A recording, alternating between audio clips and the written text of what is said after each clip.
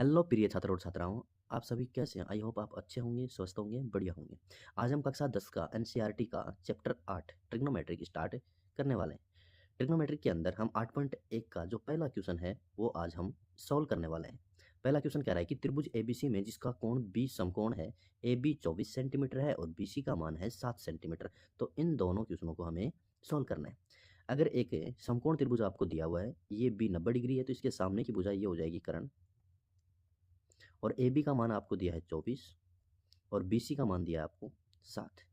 तो यहाँ से हम तीसरी भुजा कर्ण का मान निकालेंगे। ये समकोण त्रिभुज है तो पाइथागोरस प्रमेय से हम इसे सोल्व करेंगे। पाइथागोरस प्रमेय है कर्ण स्क्वायर बराबर में आधार स्क्वायर प्लस लंब स्क्वायर।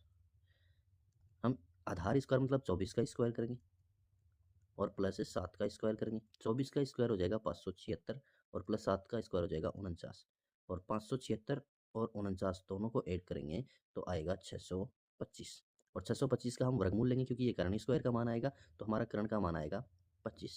अब हमारे पास तीनों भुजाएं आ चुकी हैं, तब हम इन त्रिकोणमितीय फलनों को सोल्व करेंगे।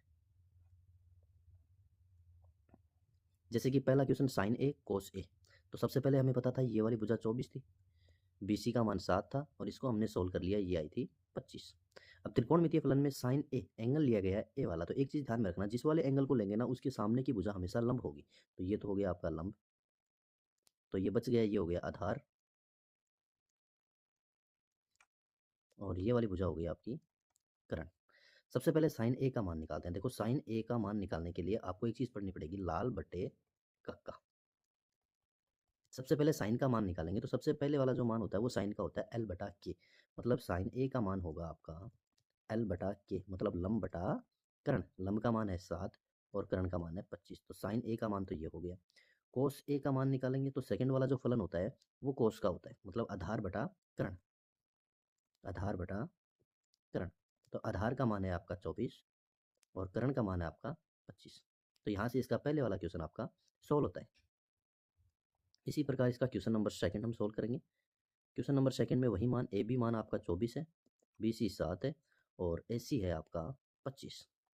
पहला दिया है साइन सी, इस बार एंगल लिया है सी वाला, तो जो एंगल लेते हैं उसके सामने की भुजा होती है लंब, तो ये हो गया लंब, ये कर्ण है आपका, और ये बच गया नीचे आधार।